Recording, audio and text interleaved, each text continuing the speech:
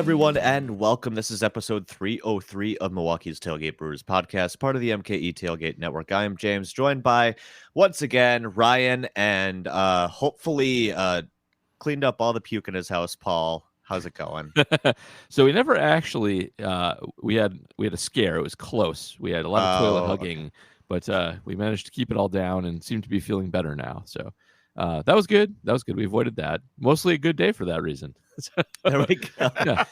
Yeah, it's been a minute since we started with the puking story, so Yep. I feel like there's been a good run lately. So I'm glad the streak is intact. That's great. Ryan, how's your weekend been?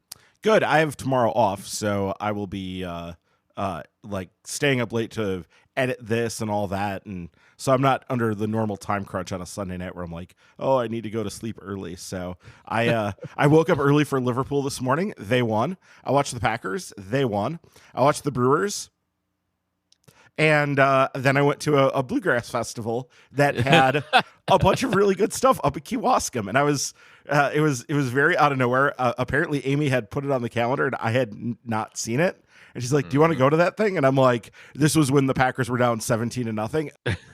And the Brewers were down 6-1. I'm like, hell yes, get me out of the house. Get out of here. Yeah. So we were listening to it on the drive up. So that was kind of cool to be able to catch that. Though I was getting the updates from Amy in the passenger seat going, the Cubs are winning now. The Cubs are winning. And yeah. And the Rockies being unable to push anything across. So yeah. They're so not bad. surprising, but yes.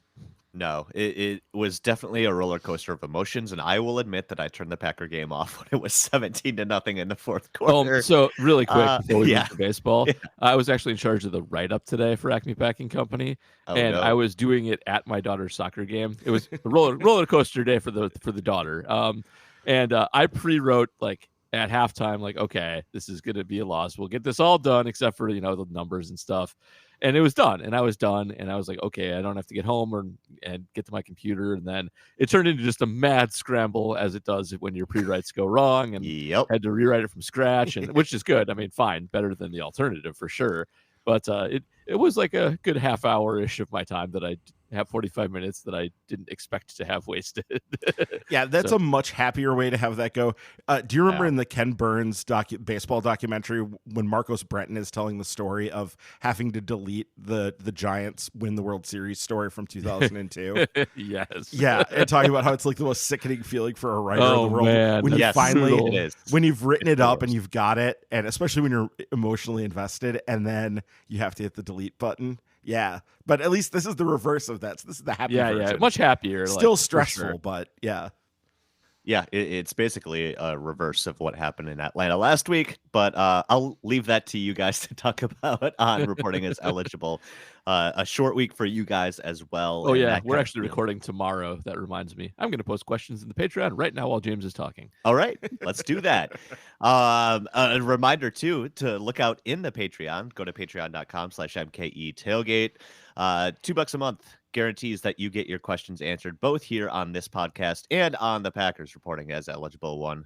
$5 gets you that little perk plus some additional exclusive content, including the minor league extra with Ryan and James Anderson of RotoWire and Paul's Packers mini pods. Paul, I actually did an extra one this past week, kind of just laughing at the Bears crazy week that did not get any better in front of Taylor Swift. Like I recorded it about the Tuesday, and then they had all their lawn equipment stolen on Wednesday. Like it just incredible, honestly. Amazing. So sign up just to listen to that if you want to. You'll also get the mini pod a little early this week because the Packers playing on Thursday. So Paul's kind of cramming everything in. Paul's got a weird week and stuff's going to be all over the place. So yeah, we're recording on Monday for reporting as eligible. Mini pod will be like on Wednesday. And then, I get the mini buy too, just like the Packers do. So there you go. It'll all work out. Think of it that way. And then Ryan, you and James are kind of doing your minor league season wrap up this week. Is that right? Yeah, we're going to talk about the season that was. And honestly, I was just thinking about this today when I was driving, and I was going, I don't know that it could have gone any better than it has. Like, honestly, like, yeah, there are things that could have gone a little bit better here and there, but like, this is like a 90th, 95th percentile outcome for the Brewers minor league season. So this should be pretty fun to talk about from that perspective.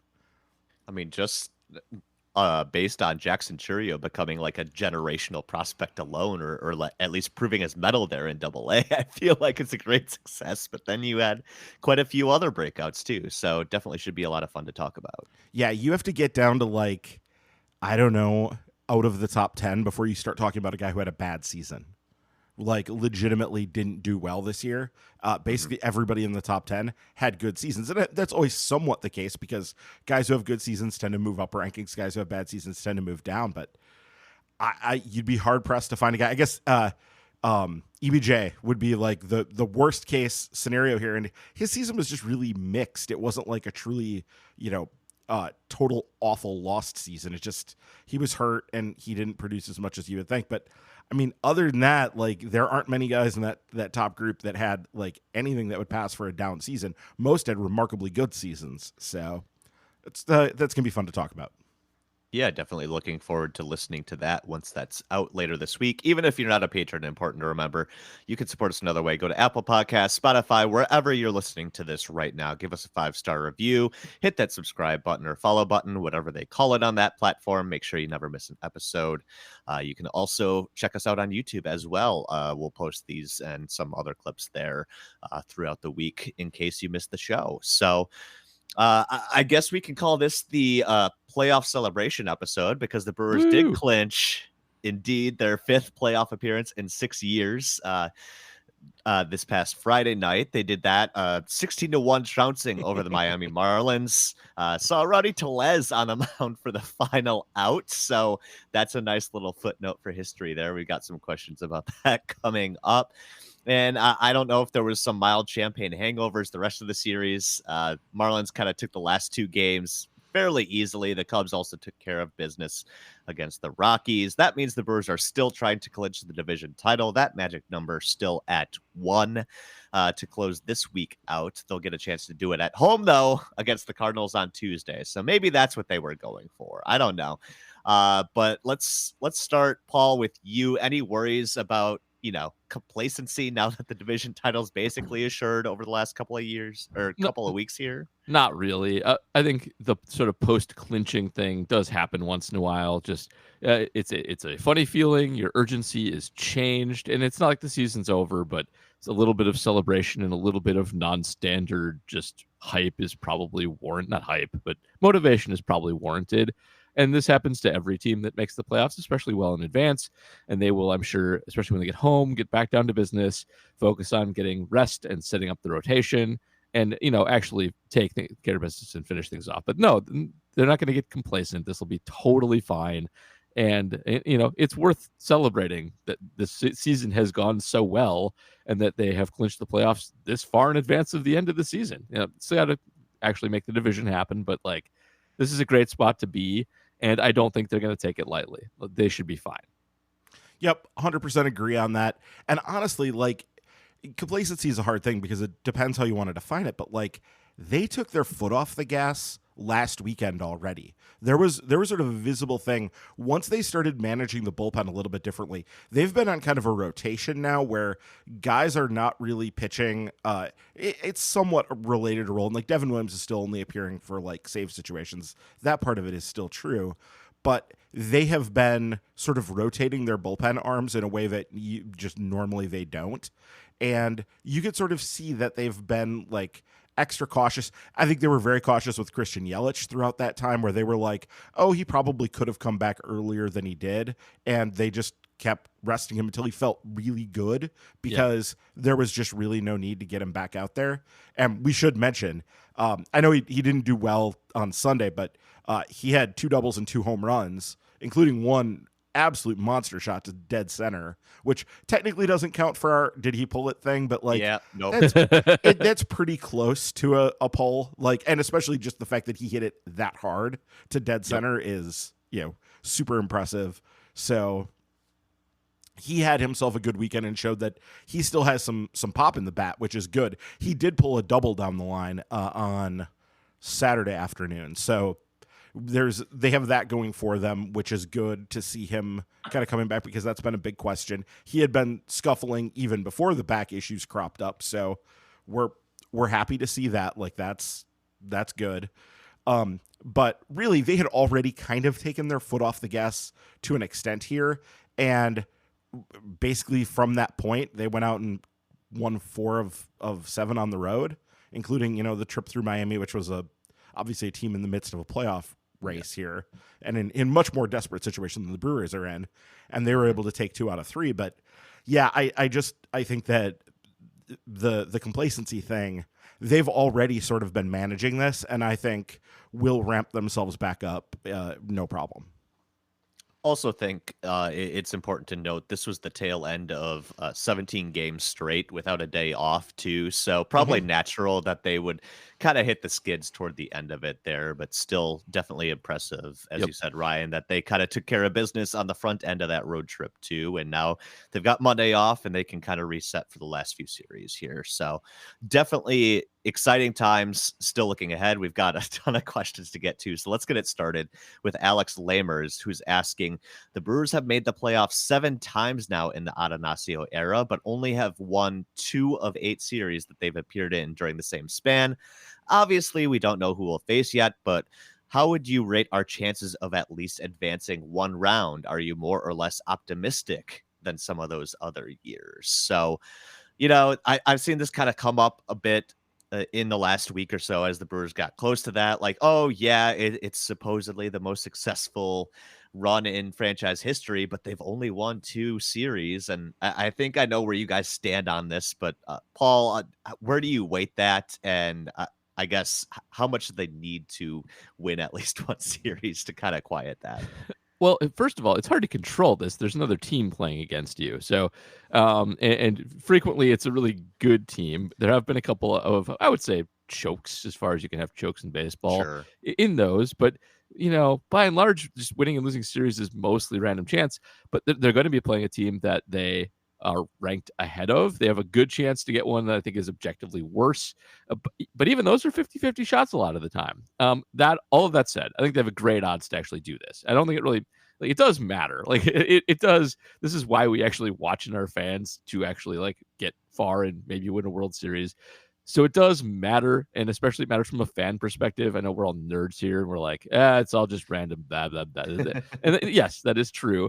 But they should be the better team in the first round. They will likely have an advantage of having set up their pitching staff in the first round. They will likely have an advantage of doing what Ryan just said, resting guys like Yelich for the last 2 weeks to get his back right.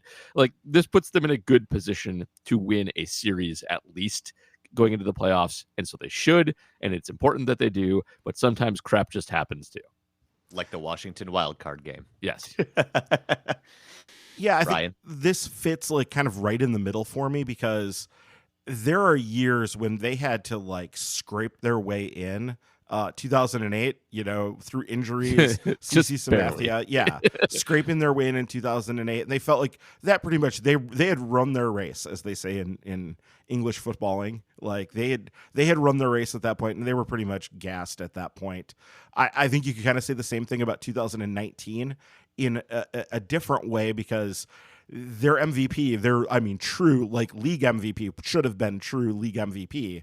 Christian Yelich, has his kneecap broken, and yet they still can't lose in September and manage to go. That's the year of where we coined Craig Timber and where that all really happened. Though it was a repeat in large part of what also happened in 2018. But yeah, so those years it was kind of down. And then there were years where they clinched early and were able to rest guys, like 2011, where that felt pretty good. That was good. 2018, they were just on an insane hot streak and everything was clicking, and they really just rode that hot streak right into the NLCS against the Dodgers. So because they dispatched the Rockies in 3 there, so they cruised through that one, and then. 2021 was a weird one because so many guys got hurt down the stretch. They were on pace for 100 wins and then just really started losing a lot in those last couple weeks of the season and just didn't get the offense cranked up to go. And the other thing too to remember is the Brewers have this penchant for losing to the team that got hot and goes on to win the World Series. Also a good point. Yeah, they've run into the juggernaut a couple times there. More than a couple. Yeah, the Phillies in 08. the Cardinals in 2011. The Dodgers obviously went to the World Series, but did not win it in 2018 because they ran into another juggernaut of their own in the Dodgers. But 2019, the Nationals, they got hot and won it all. 2021, the Braves got hot and won it all.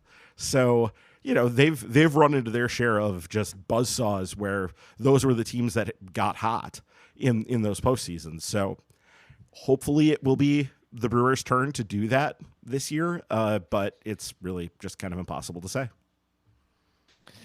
A couple more questions along this line of kind of taking the historical view of the recent stretch of success. Patrick Detmer is asking, do you think Brewers fans, especially those who were here for the Lopes, Royster, and Maka regimes, have taken this consistent success the team has had over the past 6 years for granted just because they haven't won the pennant? Sub-question, as someone who has endured frequent postseason disappointments rooting for Wisconsin sport teams, can you give me your best sales pitch as to why this year will be different? So, Paul, a couple of things there. Have we kind of taken this stretch for granted, and why is this year different?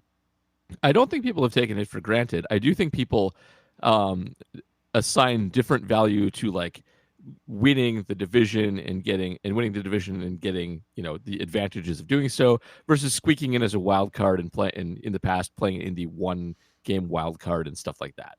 And I think that's proper and fine because it's objectively better to win the division and actually be a real team going in versus just squeaking in by the chin of your whatever at the last minute. I forget the hair of whatever. I'm done. I'm done with that.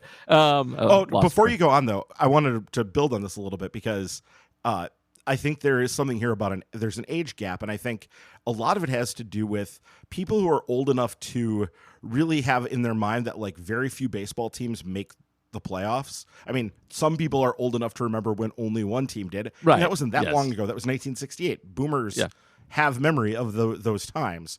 And then for the longest time, for our childhoods, really, it was, until I was a teenager, it was only 4 teams make the playoffs. And you had to be really legitimately very good. And some great teams, like 100-win teams, occasionally got bounced because they finished second to another juggernaut, and there was no wild card and all those things. The wild card is a recent invention. That is absolutely true. And so baseball used to be the playoffs used to be a much more exclusive club, and just making the playoffs was thus a much, much bigger deal.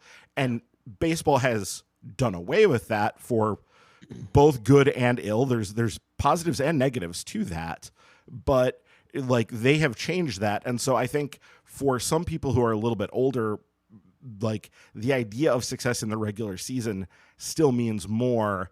Whereas I think for younger fans, like it very much seems to be like the playoffs are kind of the only thing that matters. I think there are a lot of people who just basically don't pay much attention until it even gets to the point that the team is like going to be making the playoffs. And then maybe they'll pay attention, over the summer leading in or whatever. But I think some of that does go on. And baseball has wrought a lot of that by how they've chosen to do things. So that's not a knock on those people. It's a knock on it's not even necessarily a knock. It's just baseball has changed how that functions a little bit.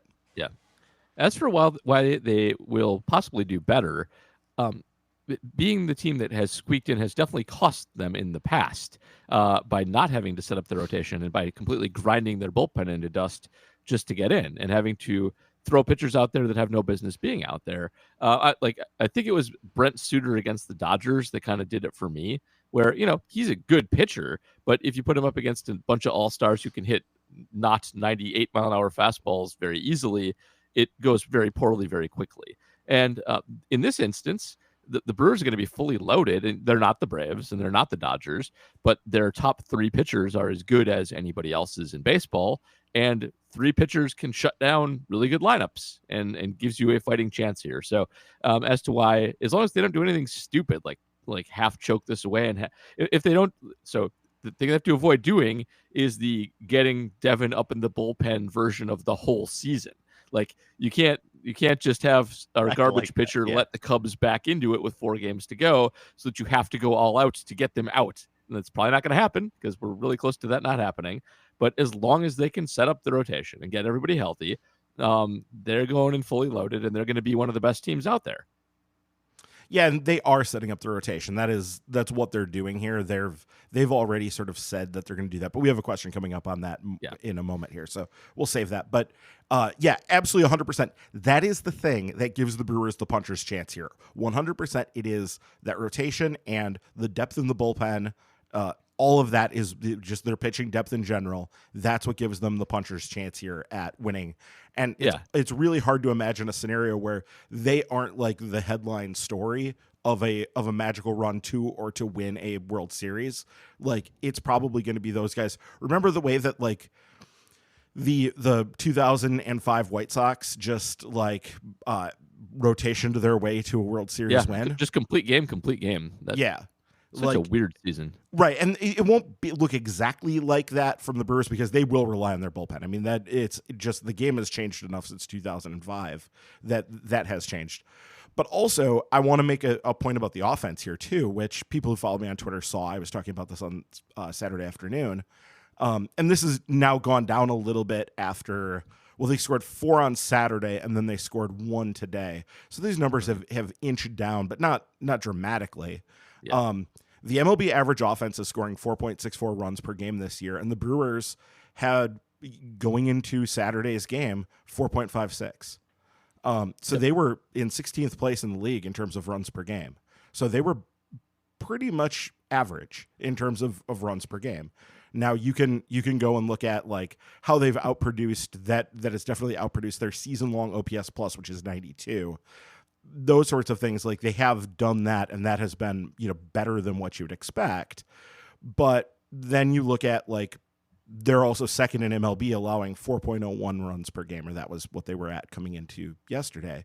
So that is the formula. And if you want to see a team that did this, the 2010 Giants are the team. They were 17th in runs scored, and they were second in runs allowed. And they basically hotted their way to a World Series title in 2010. It can be good enough. And I know we have questions dealing with this later, but the Brewers have set themselves up well to be a team that can do that. Mm-hmm. All you really need is that one or two guys to kind of get crazy hot, as you guys referenced there. And Logan Inderdahl kind of has a question related to this, or at least I should say a sub-question related to that. First question is the back-to-back status? And then the sub-question, if you will, is if Josh Donaldson can do this one homer every 6 plate appearances trick and Yelly looks refreshed, then this offense could actually compete in the playoffs, right? Right. So, Ryan, let's start with you. Is the back-to-back? Yeah, I think the back is back and is back to not being an issue, hopefully. He looked really good. There was that scary moment. I don't know, guys, if you saw on Saturday afternoon, he slipped. His feet went out from under him, and he kind of fell hard on his butt, lower back, going for a ball on the warning track in left field. And they then put him into the DH spot for today and had Canna play left field. And that's exactly what you should do in this situation. Like, don't take any risks. Don't do anything. But yeah, it looks like he has gotten himself kind of turned around. The thing with Yelich that really is our indicator, because the plate appearances are always kind of good. Like, he does go through some ups and downs where he's a little bit easier to get out than other times. But even when he's bad, like when he was struggling in August, he was still taking a ton of walks. So there, like, that part of things generally doesn't go. What drives him is when he's hitting the ball hard and when he's not, like, and when he's elevating it some, like he did on Friday and Saturday, and is hitting some extra base hits. That's when you see like Yelich, is reminiscent of really good Yelich from days gone by. And seeing that over the course of a couple games had to make you feel good. I mean, it made me feel very, very good. Yeah, I agree. I'm not sure. I need more evidence of the back being back, I think, before I declare anything, but early signs are good, and how they've handled this is extremely smart. So, they clearly understand that they need, or at least it would be super valuable to have Yelich back to normal for this run, and they seem committed to doing whatever it takes to get them there. So, yeah, I think it's fair to say that even if we're at small sample size level so far, that they kind of know what they're doing and they'll do what they can. If the back gives out, so be it. Old people with bad backs, that happens. But they're doing the right thing, and it looks good so far. Definitely some load management down Yes. the stretch here from as we're seeing. Brian Polakowski, next question, saying, officially playoff bound, what's the rotation look like through the rest of the year and the wild card series? Sub question, where are we riding if Council doesn't win manager of the year? So, Ryan, let's take this one first from you. What's the rotation look like? Yeah, so it actually got announced by McAlvey, and I was talking about it a little bit this afternoon. There we go. On Twitter. So they're going to run out Miley, Hauser, and Burns. So for the St. Louis series, Tuesday, Wednesday, Thursday, which sets Burns up pitching on Thursday. He will be pitching on regular 4 days rest on Tuesday to open the playoffs. Yep. So that's how that sets up. That's how they're going to do it. And there was some question about this. Remember, in 2006, they were hemming and hawing about. A lot of people wanted them to bring Burns back on short rest for that Game 4 against Atlanta. That ended up being the clincher. And they were like, well, no, we haven't even used him. He's gotten like 5 days rest all year this year because remember, that's the year coming off of COVID. They were really careful in managing guys' innings. And so like they basically hardly pitched anybody on 4 days rest. Everybody was getting that extra fifth day. So to the point where they were running a 6-man rotation a lot in 2021. So I think this year we're going to get the 5-day rotation. In the postseason, that'll work out to be a 4-man, right? Like, or a modified 4-man, depending on what the off days are and all of that. But you won't see them turning to a guy like Corbin Burns will be pitching every 5th day. So that seems to be the plan here. And that's what they're going for with this. Those things could always change. I mean, presumably then you have Woodruff on Friday, Peralta on Saturday, and then probably some sort of a bullpen game on Sunday. I would imagine, I would expect we would see a lot of like Julio Teheran on that day. Just like that seems like that would make a lot of sense, right? So I think that's what you're counting on here for going into the playoffs. And yeah, it's I did mention on Twitter that I think so they had this game where Corbin Burns on Friday, even though the Brewers were up big, so there was no question of any of that, but he threw 97 pitches to get through 5 innings. But there were 5 shutdown innings. He just was striking out a lot of guys and running deep counts. And that could be construed as like a bad thing. I think in the postseason, that's what I want to see Corbin Burns do, is I want him to throw shutdown. Like if he's nibbling and has to be like around the edges and maybe working some deep counts, that's fine, because I just want him to stay out of the middle of the zone, because that's kind of the only way he gets hurt. For the most part, that's how he's going to get hurt, and somebody's going to hit a home run off of him, and then, that's how he can have a bad start. That more often than not, when Corbin Burns gets into trouble, that's how he gets into trouble.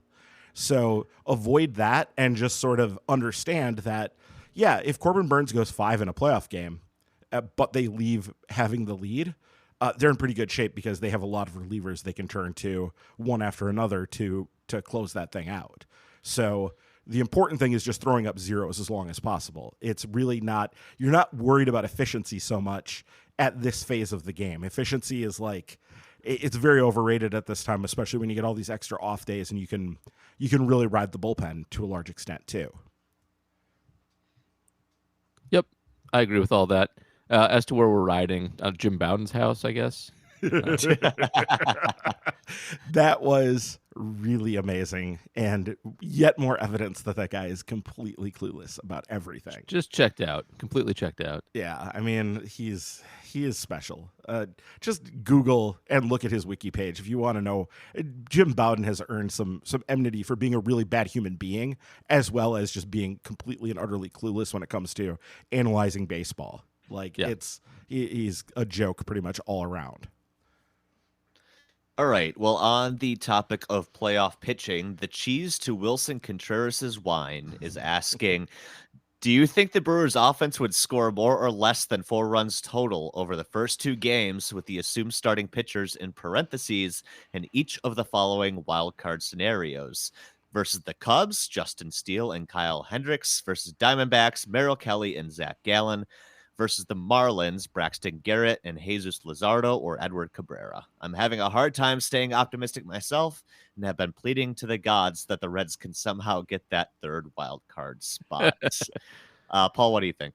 The best thing that you can do if you're the Brewers is make the Cubs have to burn guys to get into the playoffs. And then you avoid this problem altogether because, yes, it is a problem. Those pitchers are all awesome, and the Brewers have trouble scoring runs against them. The one other good thing, though, that we should bring up, and we kind of skipped over this as part of Logan's question earlier, is this Brewer offense is not the Brewer offense that struggled for most of the first half.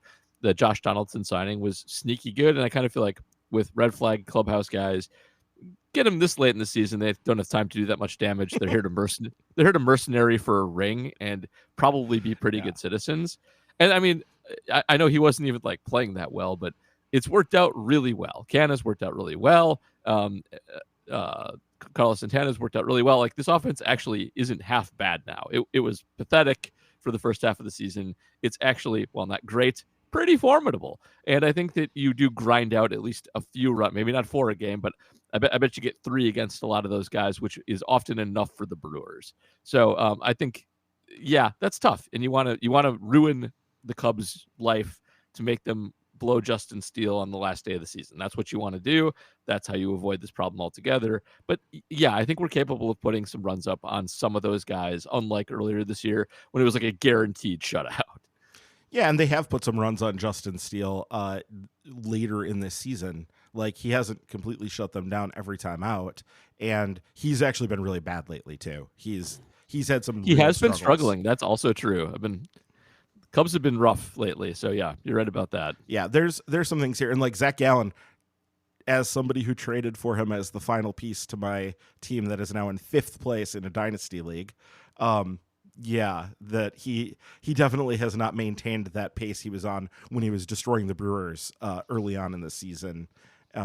Yeah, he is pretty much, just another run-of-the-mill front-end starter, whereas at the beginning of the year, he looked like he was, potentially going to run away with like a Cy Young award. So he's not as good as he was. And yeah, you're 100% right about all this.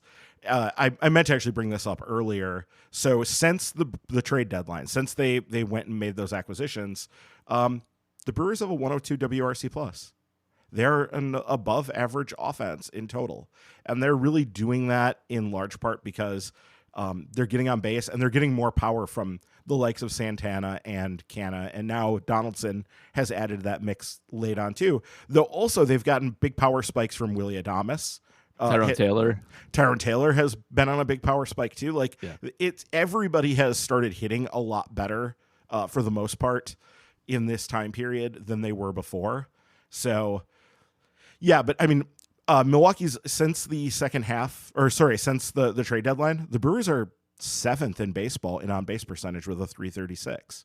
So they're actually doing a good job, like putting guys on base by grinding out at bats. Like that has been really the thing. Like Canna and Santana are both, they are those kind of guys. Even though Santana's on-base percentage has been lower than what you'd expect over this time, he's been more just like he's been looking to ambush pitches and hit dingers, which was really what they needed. So that's fine. But yeah, they've done a much better job of getting on base in the second half, and that has been a real driver of their offense being better than what it was in the first half.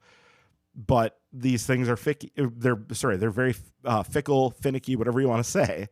They can go as easily as they came. So you just don't know how long that's going to last. All right, moving on to something I referenced at the top of the show, the incredible shutdown inning by Rowdy Tellez to secure the playoff spot will go down in Brewers history. So we've got quite a few questions about it. I'm just going to kind of link them all together here, and we'll talk about this. But Tom Hates' question is, should Devin Williams be worried about losing the ninth to Rowdy? Was that peak position player pitching, or is there a funnier position player you could imagine pitching? Morgoth 10. Not really. No, Morgoth 10 is asking, in honor of a shutdown man, Rowdy Tellez, what's your most memorable position player pitching moment? Doesn't have to be the Brewers. And then on Twitter, at Chet Gristle, kind of tongue-in-cheek here, saying, after the sensational pitching performance by Rowdy, can we finally agree that Counsell is not a good manager? He's had this bullpen ace on the team for 2.5 seasons and only used him for 1 inning. Enjoy the managerial incompetence in New York, Stearns and co. With Stearns and Counsell misspelled, like any true real Twitter rant. Heck yeah. So right off the top, Paul, you said no funnier position player pitching, I mean, but not really. No. It's almost the platonic ideal, right? Of funny position player pitching. Very large man. Yes, very large man who does like. You could get like a large first baseman who's got like a gun. Like Adam Dunn was a quarterback at Texas before he became a large unathletic baseball player, and he could actually throw pretty hard. So not as funny. Rowdy just like going up there with 62-mile-an-hour stuff at the top of the zone is great. And it's hard. Like every other position can throw harder. Like catchers have guns. Everybody else except left fielders. Yelich, maybe, I guess, would be the one. You know what? Chris Davis, I think maybe would be funnier. Yeah. Okay. Somebody who just clearly doesn't have an arm, or maybe maybe missing like some ligaments or something. Yeah. That's maybe it though. Paint the corners though. Yeah, exactly. Yeah. I don't know. It also just Rowdy. The personality wise, I think makes this even better because interview was fantastic. Such a deadpan sarcasm that amazing. I loved it. Yeah, and all the interviews coming out after the game too. I don't know if you saw Corbin Burns' quote where he's like, well, that shouldn't have been a strikeout. It was ball 4, clearly. And, he got lucky on the call before that. So it should have been another walk. So I'm not impressed. So I think, obviously, he's the perfect pick, at least for this team. But I guess, Ryan, can you remember any other good position player pitching? I feel like I got Joe Inglet got a bunch, but I can't think of any others. No, the one that I will always go back to is Jeff Cirillo throwing knuckleballs in Arizona. That was a good one. Yep. Yeah, and I think he actually did it for the Diamondbacks against the Brewers at one point. And then when the Brewers brought him back in like 2006, 7-ish, in that era, I didn't look it up, but he also did it. And I feel like it happened in Arizona at least one time where he's up there throwing knuckleballs, and that's just special when you have like a position player throwing knucklers. I know that does happen because those are the kinds of things that he was like, yeah, I was a knuckleball pitcher in high school or whatever. So yeah, but those are the kind of things that really stand out when it's not only just like a freak show that it's a position player, but also he's throwing like weird freak show pitches as well. And Rowdy was also on that sort of continuum as well, because that delivery was something. That was definitely a delivery. And yeah. I've got another memorable non-Brewer one. May 29th, 1993, Jose Canseco pitched for the Texas Rangers and blew his arm out in doing so. Oh, no. Required surgery to repair his arm from that pitching experience, which is the most Jose Canseco thing pretty much ever, which is everything Jose Canseco did was the most Jose Canseco thing ever. So fits right in. Yeah, that does fit very much right in. And you get very much the feeling on that one that's a case of somebody was a little too muscle bound and didn't have the elasticity in the tissues that I remember watching that one. And like, I think everybody watching that was like, that guy's going to get hurt, just like flying wide open. It was like a guy trying to mimic a Major League Baseball pitcher, like going full out, like stretching as much as possible, leaning back, rearing up, and just, I think he was hitting like 70s, so not even that impressive. And yeah, he hurt himself because he's Jose. Yeah, we need to get Matub on here, and he could talk about the dangers of pitching with too much like muscle mass and whatever. Yeah, I'll book him for a couple hours. Yeah. I think my favorite ones too are the ones where they're like clearly imitating whatever closer is on the team. So I feel like I've seen one where like somebody did the Mike Fetters Yes. like head snap or whatever. Like that's always fun. I Someone can't remember who definitely that did was. that, and I don't know who it was, but you Yeah. are 110% correct. Somebody mimicked that, and it was hysterical. Like, and this is one of those great things about baseball when it's like when you get into these weird blowouts where it just the game ceased to be competitive a long time ago, and some weird funny things happen. It's one of the true joys of the game, and it's kind of a thing that I don't know if there's equivalents for it in other sports, kind of the same way. I guess when you get the bench mob on in basketball when there's a blowout, you can get some fun, funny things happening there. But yeah, baseball really it's one of the great things about it. All right. Moving on to actual bullpen pieces. No offense to Rowdy.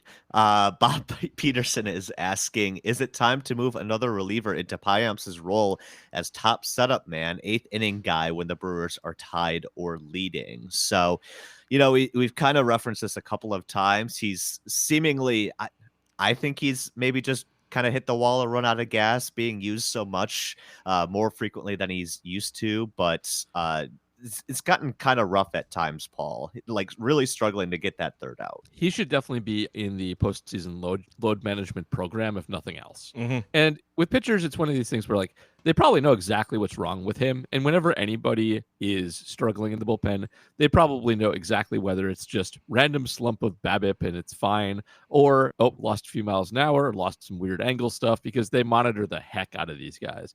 So I think James is right that he has started to run out of gas a little bit. You want to see if you can get that back before the playoffs start. And if you don't, then yeah, you knock him down a few spots at least. But hopefully a little bit of rest livens up the dead arm, which it happens pretty frequently, and he's fine. But yeah, he should definitely be in load management program for sure, because he does look like he's gassed.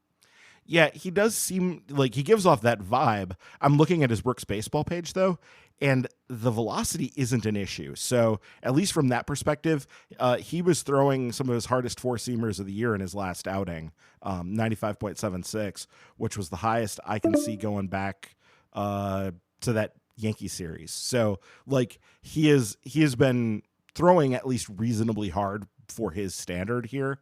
But yeah, it doesn't seem quite right. And I think there's also just some inevitable like regression to the mean going on here where yeah, he was so awesome. He was so awesome, and just like guys don't tend to put up like 1 point whatever ERAs over the course of a season. But I still think he's pretty good. And this is a case where you load manage, you make sure you're not using him very often, but you keep him in the games, keep him engaged, and hopefully you're good to go for the playoffs. You just never know. These things they're so random, and it's so hard to know for sure. We should mention here that Elvis Peguero did go on the IL earlier. Or actually that happened while we were recording, didn't it? That move happened while we were recording the last episode. And actually it came to my attention later that the fact that the timing of it, Peguero is set with that whatever the elbow effusion. That's the second time we've heard that. Yep. He is eligible to come off the IL right before the playoffs. So I think that might have had something to do with it too, where they're just like, yeah, we don't need to push this anymore. So how highly he gets used in the pecking order is questionable. I think it would be a thing where they're going to want to see what he looks like before they really push him into like high leverage situations. But hopefully, something will come along that will allow him to pitch with a very comfortable large lead, so that we could see that and kind of get a feel for where he's at.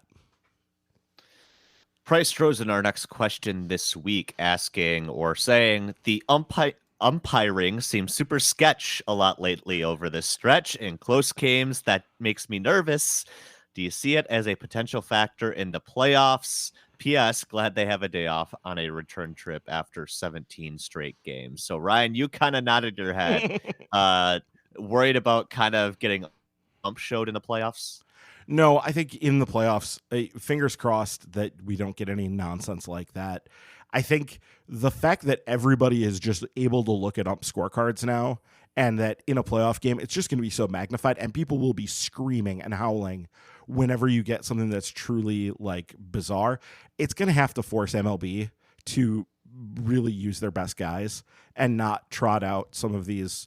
I know that they like to bring some of these crew chief guys who've been around, the guys who are in their 50s, maybe even pushing into their 60s. But those guys, by and large, are not the best umpires anymore. Calling a strike zone is a young man's game.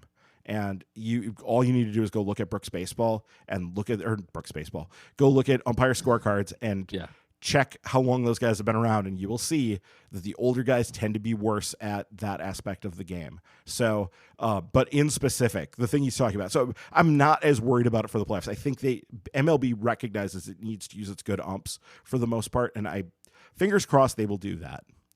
There's another reason not to worry about it for the playoffs, which is the Packer pitchers that are most impacted, with one exception, by the zone moving aren't going to pitch as much. Now, I would say Burns is maybe an exception to that a little bit because he can get nibbly. But like Wade Miley, like if he runs into a bad umpire, like if the zone is expanded, it makes him like the best pitcher in baseball. If it's contracted a little bit, he's suddenly unplayable. Like that's where it hits you.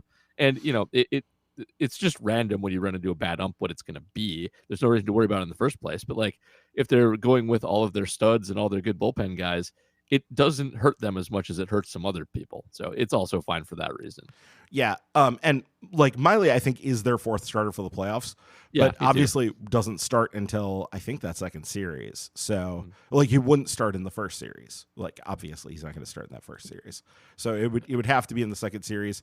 And even then, I think I would have to go back and look at the schedule, but I think they might be able to run right back to Burns if they win that first series. I think they can go right back to Burns in game one because I think it's that Sunday. I think the NL starts Sunday, whereas I think the AL starts Saturday.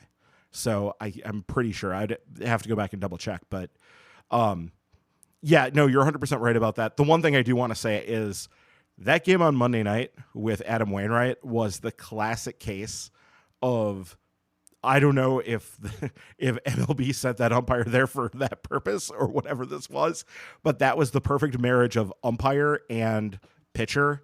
It sure was. Because the only way Adam Wainwright was going to get outs was having a strike zone that was just, 3 football fields wide. And that's exactly what he had. And it's what he needed to be able to get what he did. And he got fortunate along the way as well. But remember, that was a 1-0 game. And whoever was pitching against him had himself a great game too. Was it Freddie? I think it might've been Freddie. Had himself a great game. I think it was Freddie. Yeah. Like he also, or no, it was, I can't remember, but I'm trying to pull it up. Whatever. Yeah, whoever it was also had a great shutdown game in that game, and this was just because the strike zone was absolutely massive. All right, let's move on. Andrew S has a question here asking, with the division and seating all but wrapped up for the Brewers, do you think now is a good time to give Tyler Black and maybe even Jackson Chourio a cup of coffee on the big league roster? Ryan, your thoughts on that? No, I don't think it is, because I think first off, I don't know which spots you take and how you the Brian Anderson spot. Sure. Fine. You could do it. It's whatever. It doesn't, the question coming up in a second, it would be fine. Obviously Brian Anderson is not playing very much. That part of it is fine. But I also just don't see there being a large advantage to it. I don't think it helps Tyler Black's development in any way, shape, or form, and I don't believe you can really squeeze him onto the postseason roster unless you do some injury shenanigans. So I don't see that there's really a big advantage to be gained there. And there is a downside in that those guys don't have to be put on the 40-man this winter, and putting them on the 40-man now means you have to carry them all winter on the 40-man. And that is tricky for how the Brewers like to do things. So if I really thought there would be some major great outcome here where Tyler Black all of a sudden starts playing and becoming a key contributor, fine. But I think that's extraordinarily unlikely, and he doesn't really have a place to play anyway. So it's not going to happen for the 40-man reason. I'm pro cup of coffee generally, but the time to do that was a month ago when you could actually vet them properly and maybe get lightning in a bottle. and you're not going to have the sample size to do that. So fine for their development, but the 40 is going to make it a non-starter. Yep, and you're going to have to burn an option when they don't start with the big Yep. league club next year. So that's a consideration also. All right, Mark Podscarby asking the question Ryan was referencing earlier. How many starts does Brian Anderson get for the remainder of the regular season? Paul, and I'm guessing it'll start the day after they clinch the division. What do you think? I guess since they don't seem to, I doubt they care if he gets hurt, and they're making. It depends on the level of spite that exists here. Yeah. So it's actually hard to tell because it's been illogical so far. But I'm assuming you throw him out there just to eat innings because why not at this point? So yeah, as soon as it's clinched, maybe, but maybe he just rides the pine too. It's weird, and weird means it's unpredictable. So I think they'll play him because you don't want other people to get hurt. But I don't know. It's bizarre. No idea. Yeah, I mean, you can play him at third base and right field. So theoretically, you're just alternating him game to game to game, and you probably should play all of the games once it's clinched. You absolutely should. Like I would think you would do that, but Stick him in right field. Who cares? It's that whole situation is so bizarre, and we've already beaten it into the ground, much to the chagrin of at least a few of our listeners. So yeah, no kidding. Let's move on. Yeah. It's going to be really funny when the Mets sign Brian Anderson this winter. All right. Jay Google question specifically for Ryan here. What does Josh Donaldson have to do to win Ryan's approval? Game-winning RBI in the playoffs? I mean, approval is a sticky word here, Jay. Yeah. I think he knows that too. Yeah, he does. Proceed. He does. No, I mean, I want him to do well because I want the team to do well. So I want him to hit as many dingers as possible and to do whatever is possible to help the team win. I want that. I hate rooting for the guy. So it always makes my stomach turn a little bit. Like it's just, I don't want him on my team. So yeah. Next question this week comes from Bill Rabe asking, much talk that this is the best stretch of Brewer seasons ever, i.e. 2018 to 2023. Instead, I maintain that it was 78 to 83, better roster, more competitive division, World Series, no losing seasons, 5 Hall of Famers to 0. What say you? Yeah, that's fair. I think that is a defensible position. They made the World Series. That roster's good. It is a weirdly offensive, top-heavy team construction. One of the problems with the 82 Brewers is their pitching just wasn't very good. It's actually, when normalized for era, a very strange World Series where the Cardinals are actually one of the worst offensive teams ever to make the World Series, and the Brewers are one of the worst pitching teams ever to make the World Series, and they just kind of ran into each other. So it kind of depends on your flavor. I don't think that there are Hall of Famers on this team right now, but I think Burns is possible. Maybe Woodruff. I don't know how pitchers are going to be treated in the future because they pitch so much less than they did in the past, and some people are going to have to make it, and it's hard to tell today because you can't stack them up with like 300 wins and a whole bunch of strikeouts. So you maybe have a couple, and you maybe have a couple closer ones when it's all said and done too, though who knows, maybe not. But this is no worse than the second best stretch. So that's also fine. And if they get a World Series, even if they make a World Series, I think it's the best stretch probably with a bullet. So, yeah. Yeah, I think it's close. It really does depend on your flavor, like you're saying. It very much, those teams in the 70s, like the 78, 79 teams were incredibly good teams. Yeah. That just don't get the recognition because they couldn't make the playoffs because they were in a really, really tough division, duking it out with the Yankees, the Red Sox, the Orioles. You know, like it was just, those are really, really tough things to overcome. And have they been in the West, like they started off, but we've talked about that ad nauseum. So whatever. I think that it's, yeah, I think that this one, the advantage that this one is going to have probably is longevity because I don't see this slowing down. I mean, there may be a gap coming. Who knows? I didn't see a gap coming last year, and we had the gap in making the playoffs. So maybe those will come, but I don't think we're done with like this set of players going forward.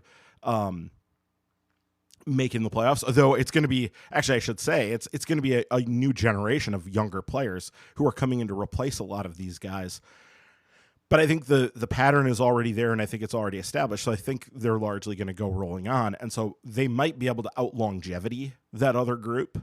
Yeah, but it's going to, they're going to need the run to the World Series. Though, again, in 1982, the Brewers had to win one playoff series, one 5-game series to make the World Series. That was it. That was the extent of it against a team that wasn't nearly as good as them, right? Mm-hmm. That Angels team, not as good as the Brewers in 1982. So they were able to do that. And this team and all of these teams are going to have to go through at least, 2 playoff series to make the World Series. The Brewers are going to have to go through 3 this year to make the World Series. So it's a much higher hill to climb to do that. Yeah, 3 series, including possibly 2 against 200-win teams, right? The Dodgers and the Braves. So, it will not be easy at all. But I do think it's an interesting thing to think about, especially remembering, too, that 2020 easily could have, should have, don't count that as a playoff year. They were under 500 and only made it because of the expanded rounds that year. But it really does, I think, come down to whether you like, the Harvey's Wallbangers offense or the Brewers pitching and defense now, and in which is more effective. So, all right, Devin Bearwolf, another interesting look back at history question here, saying, I was reading an article from some publication, and they were saying how Mark Canha's been the best deadline acquisition for the Brewers since CC Sabathia. Do you think that's true? And what are the odds they bring him back for next year? Paul, we've kind of tossed around some names as other good-ish deadline bats, but I think Canha's kept going, and it probably fair to ask that question, but I don't know if it's CC Sabathia level. No, it's not CC Sabathia level because nothing will ever be CC Sabathia level. Yeah. But for hitter, it probably is. I'm struggling to think of another deadline or even close to deadline acquisition offensively that's actually kept it up this long. They've gotten some decent rotation parts. Maybe I'm misremembering somebody who contributed and then fell off the map. But as far as offense goes, he's worked out far better than I think anybody would have expected. Yeah, I mean, well, first off, CC Sabathia was brought in almost a month before the trade deadline. Right. So they got almost 3 full months of him as opposed to, true trade deadline acquisitions. So that also gives him an advantage over anybody you might want to mention here. So, I mean, if we're going to expand it that far, why not go back another month and talk about Willy Adames? So, he was a guy who was traded for well into the season in late May and was, a 4-win player after the Brewers traded for him that year. Yeah, he was. Yeah, he was the critical piece that really injected life into that team and specifically that offense and sort of transformed that whole deal. So, if we're going to talk about Sabathia, why not extend to him? And then he's still obviously not as good as Sabathia because, as Paul said, nothing will ever be as good as CC Sabathia was for those 3 months. I mean, that's you're talking about the Mona Lisa here. There's nothing that good. No, and to be fair, the question is since CC, so I don't know if it has to surpass, but I think this provides an excuse for me to remember my favorite under the radar deadline edition for the Brewers. And it also came in 2008. Easy to forget that Ray Durham had an 845 OPS. Yep, I was going to say Ray Durham might be OPS plus. That was the same year, though. That was 2008. So, but just crazy to think they got both of those. But man, old man Ray Durham with a 122 OPS plus that year really helped out. Yeah, they got. I am struggling to remember who this person is. They got somebody who played third base who's a junior who was pretty good. Jerry Hairston Jr. Jerry Hairston Jr. I feel like was also pretty good as a. That was in 2011, correct? I think so. Yeah. I think you're right. Yeah. So yeah, I think to your guys' point, usually more role players like that, right? But Canada's kind of definitely become a centerpiece of the offense. Is a big reason why they're above average now. So. And they've got some other out of nowhere performances. Drew Pomerantz was a big deal, and that was in really 2019 that was really good, and 2018 or 19 Jordan Lyles also had a really good run for them where they're extracting a lot of value there too. So yeah, there have been other guys, but nothing is ever gonna be CC. No. And real quick before we move on, last part of the question, odds that they pick up that option. I know we've kind of talked about it a couple of times. Are you tempted more, Ryan, to pick up that option given what he's done? No, I mean, this is a classic case of the team knowing that, hey, they're extracting a really good upswing from him and getting a hot couple months from a guy who's a good player, but also nearing the end of his run and nearing sort of the end of his useful life. Maybe I could see, and this was brought up, I'm sorry, I can't say by who on Twitter, but I think it's a good shout. The idea that you could possibly pick him up and trade him. But I just don't see much utility for him because they have a lot of outfielders and like there's more on the way, and there's, Garrett Mitchell coming back, and there's all of these various guys who are going to be commanding playing time and that you're going to want to see play, especially early next year. You're going to want to sift through and see, okay, who's ready to go, who's not. You're going to try to do these things.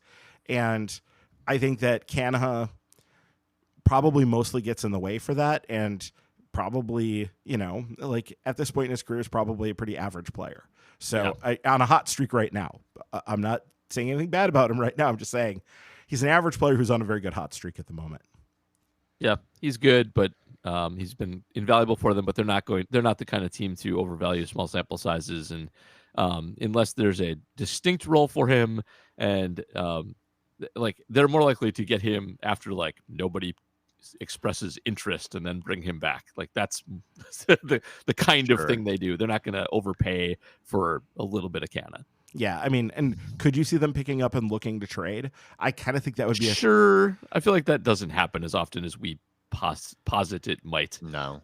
Yeah, I mean, they just did it with Colton Wong, so that's why it. Oh, they did, didn't they? Yeah, they just did it, and so Renfroe was already on a contract, so that's they didn't do it. Renfroe was not a matter of picking up, but Colton Wong was. They picked him up and then traded him. Maybe you could see something like that happen with Canha, but I think it's pretty unlikely. And to be honest, what you would get back in that trade would be not anything that's going to excite anybody. So I think that would be a true for us baseball nerds, we would truly love that. But I mean, for the vast majority of people responding to the Brewers announcement that they've traded him on Twitter would be who? And so who cares? Bunch of reliever types that throw hard. Think the Hunter Renfroe trade probably, right? So. Which you can get good value out of that, but look at the Hunter Renfroe trade, right. But there's some risk there too. So. All right, last couple of questions this week. My Only Lemonade asking, according to Fangraphs, William Contreras is officially a 5-win player now, which got me thinking about how significant that is. Assuming he finishes above 5, he's only the 3rd Brewers catcher to do it, joining Yasmani Grandal and Jonathan Lucroy, who did it 4 times. Lucroy, in fact, is 3rd all-time, behind only Yount and Molitor in terms of 5-WAR seasons. They did it 6 times each. So, am I crazy, or is Lucroy severely underrated as an all-time Brewer? Paul, what do you think? So, kind of yes. Lucroy was very, very good, very, very valuable. He did benefit hugely from the very brief instance when we understood framing runs, but the league had not adjusted to eliminating everyone who was bad at framing runs. And so Lucroy has this weird, huge boost that did exist before that we just didn't know about. But he gets credit for what a lot of other people don't.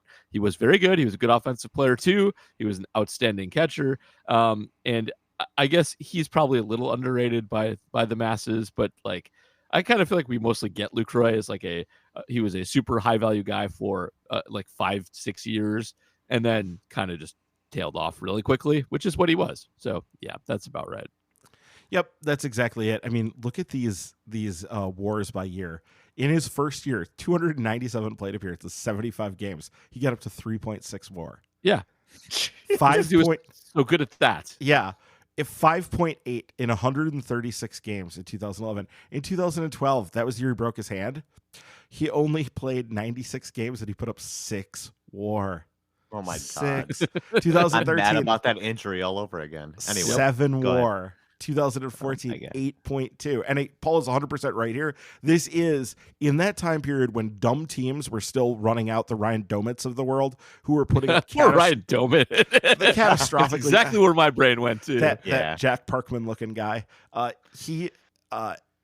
Like those guys were still in the game and were still catching before teams realized you just can't have those guys catch. You just can't.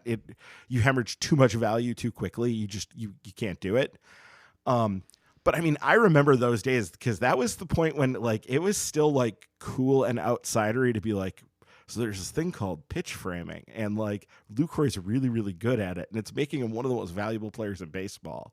And like around that time, I think it was when Fangraphs actually incorporated into their WAR, and all of a sudden, everybody's WARs went like all these catchers, like Yachty. Everybody was like, "Oh yeah, Cardinals fans think he's a Hall of Famer," and then all of a sudden, it was like, "Oh, he actually has Hall of Fame level numbers," even though I still hate him. And like so, it happened kind of around the same time. And Lucroy's career like that, I mean, 37.1 WAR. There are catchers in the Hall of Fame with less WAR than that. There definitely are.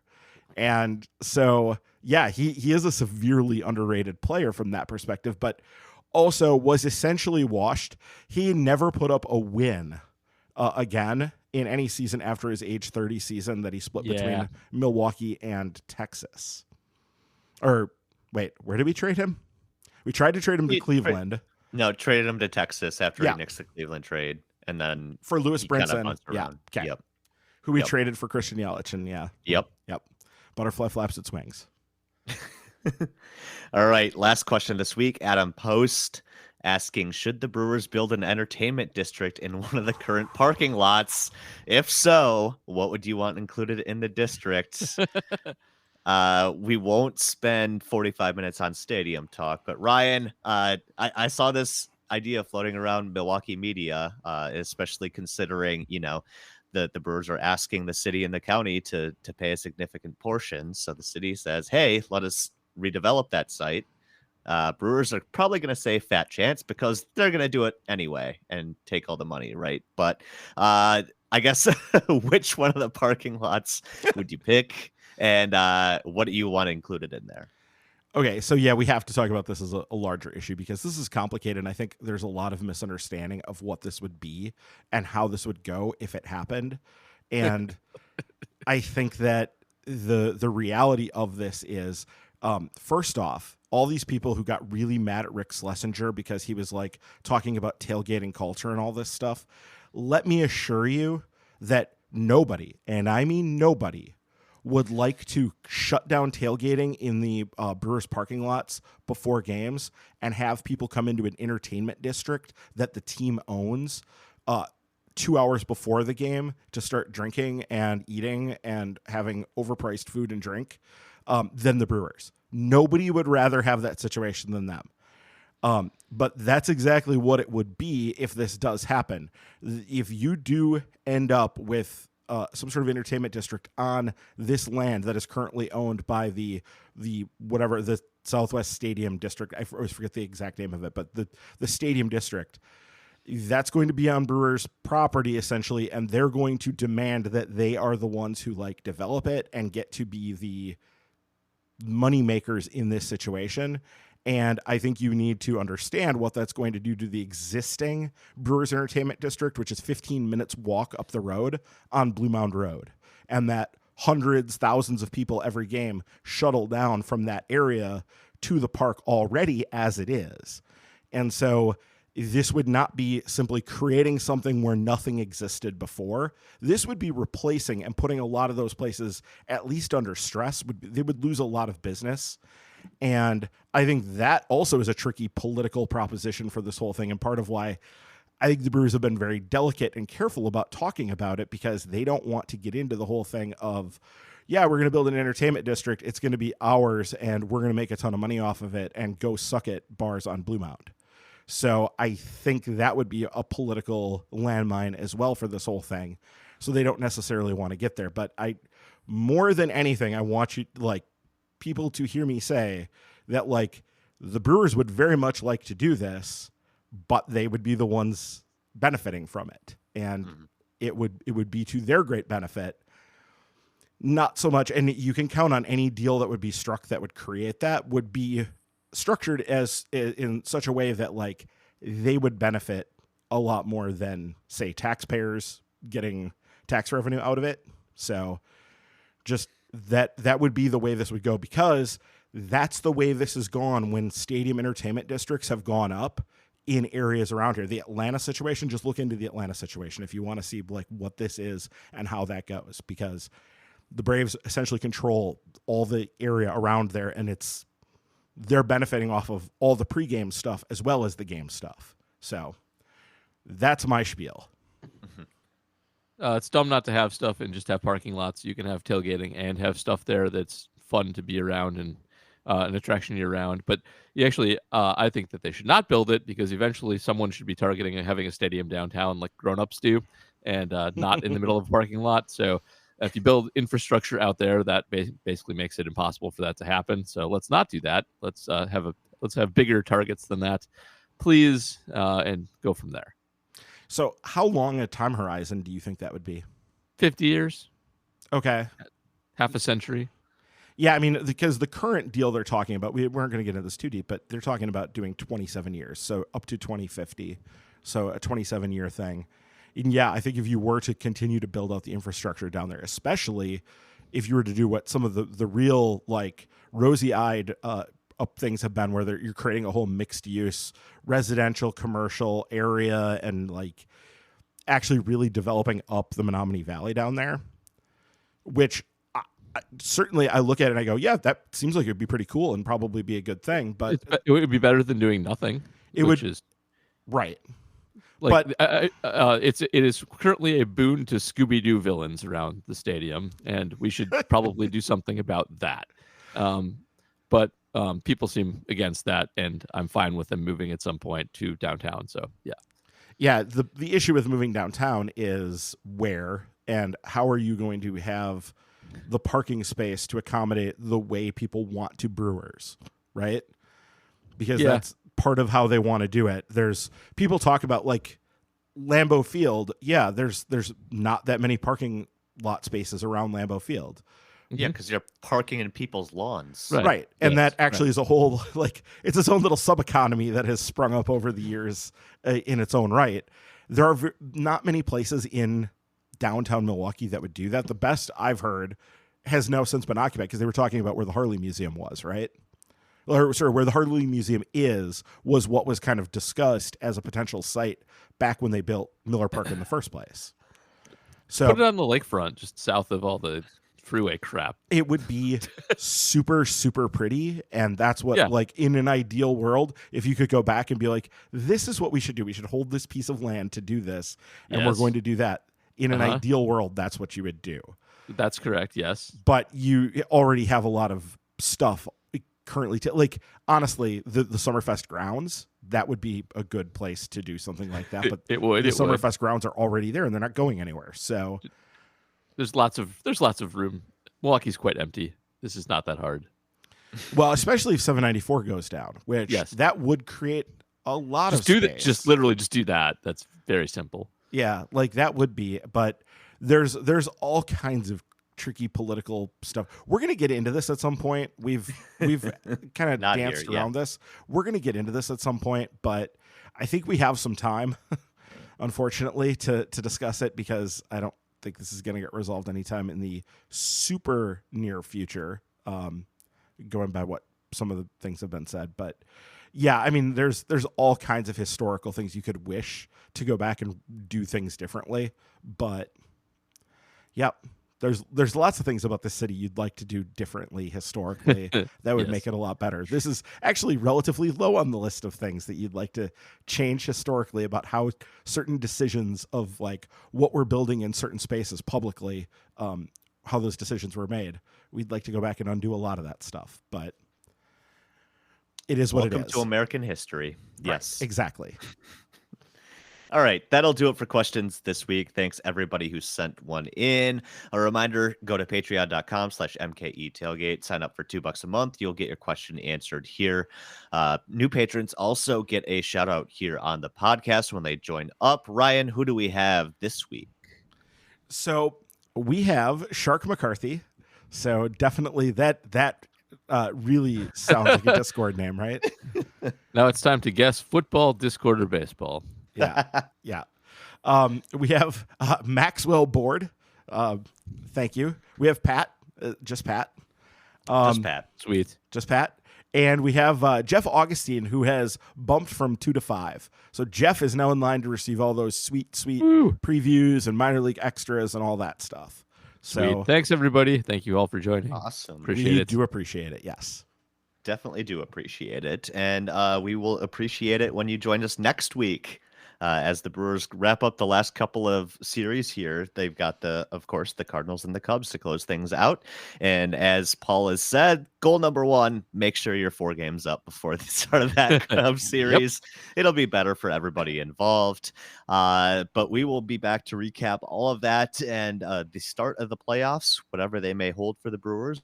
We'll be back to talk about that as well. So thank you for joining us this week, everybody. Have a good one, and we will see you then on Milwaukee's Tailgate.